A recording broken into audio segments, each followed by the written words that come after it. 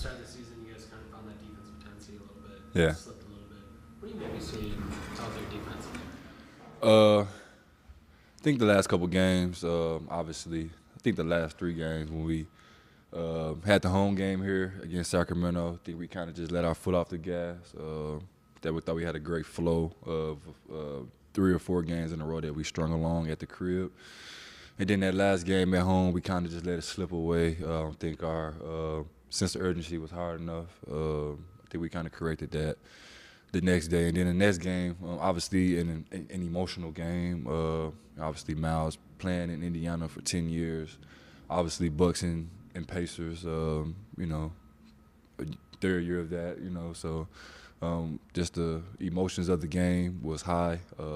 Obviously they make it very tough for you moving the ball, .5 basketball, read and react. They make quick decisions. Had us in a lot of scramble modes. We clean that up. And then obviously back-to-back is always tough. No excuses made, but very emotional game the night before. Good to have 2 days off now. I got a chance to clean a couple things up. Obviously off day yesterday with a back-to-back, and then today just being able to clean a couple things up, work through, the ruffles and get back at it tomorrow. But I think we'll be ready for tomorrow.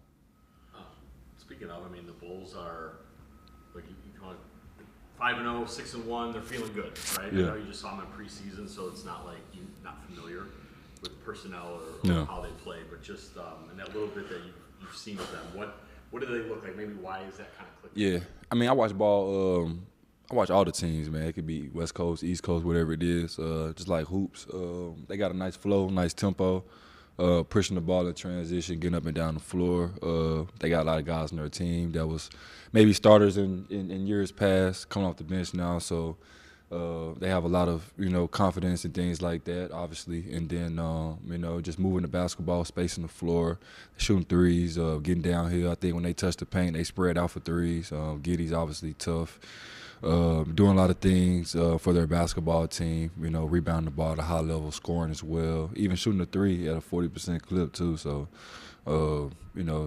good team, but I'm ready for it tomorrow. Obviously, the high stakes in-season cup, third year of that. So it's always fun playing in those tough environments and with high stakes. So I think we'll be ready to go. But definitely a good team. I like the Bulls team. They've been trending in the right direction to start the year.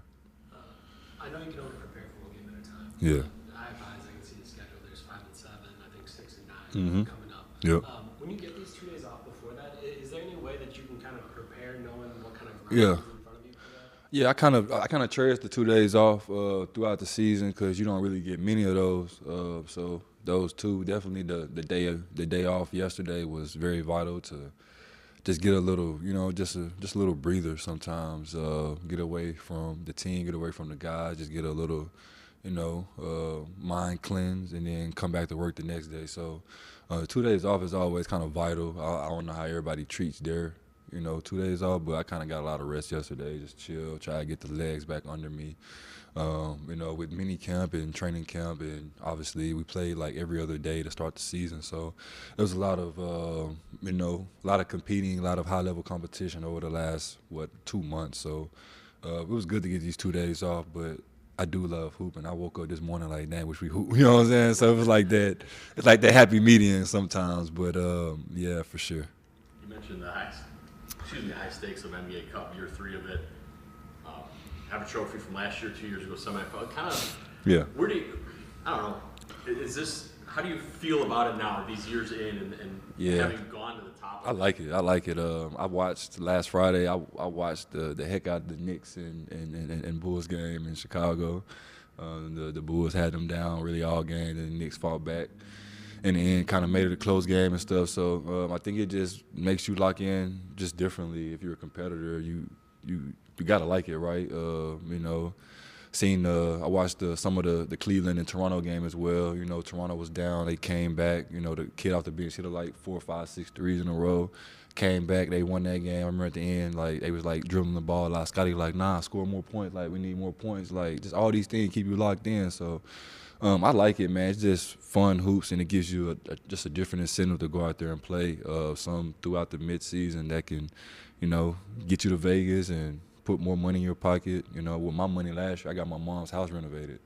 So that was like a big thing, you know. Mom went through a lot. Her mom died, so doing something for your mom, you know, have extra cash that, you know, we, you know, won, but, you know, got a chance to take care of my mom a little bit. So just different thing that you can do with it, and, you know, just how you approach it. But I like the in-season cup, and hopefully we can get back to Vegas.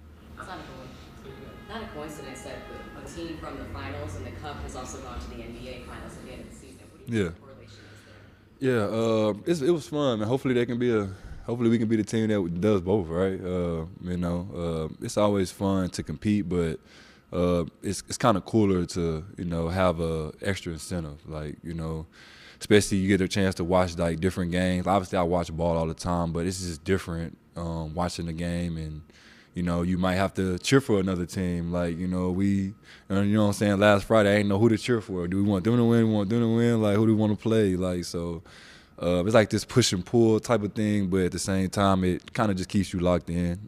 You know, Hornets, Heat, Knicks, and Bulls, I've been, you know, got them locked in since it dropped. So it's been fun just to, you know, be in it, and it's been fun to be a part of it twice as well, going to Vegas twice. Hopefully we can make it a third time thing, man. It was fun last year winning it all as well.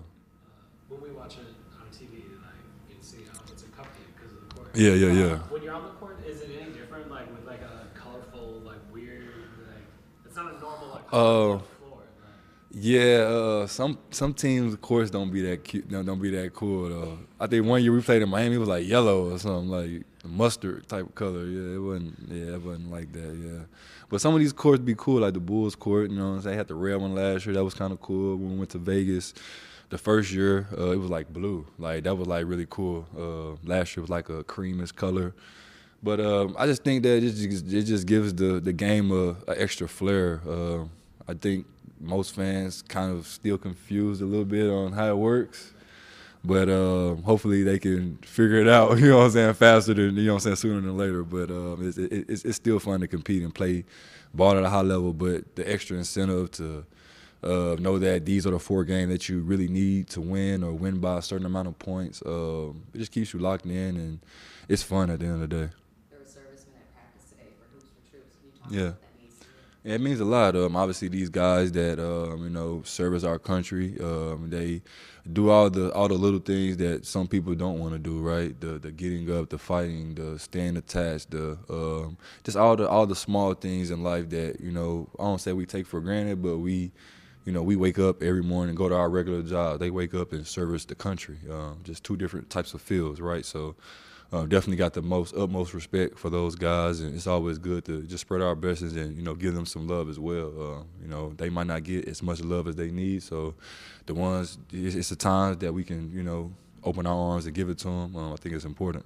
And then why do you feel like it's important for the team specifically to be around those guys? Yeah. It's fun, man, as well. Give these guys just an extra glimpse on how we work, you know, like, obviously, I wish I can go see how they work. They probably wouldn't invite us there, you know what I'm saying?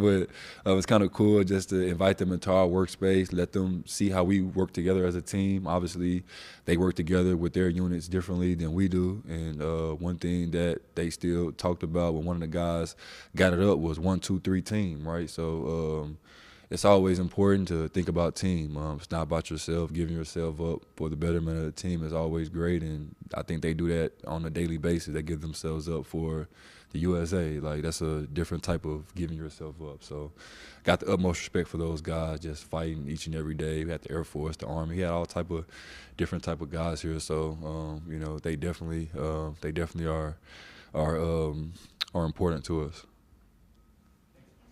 Thank you. For sure.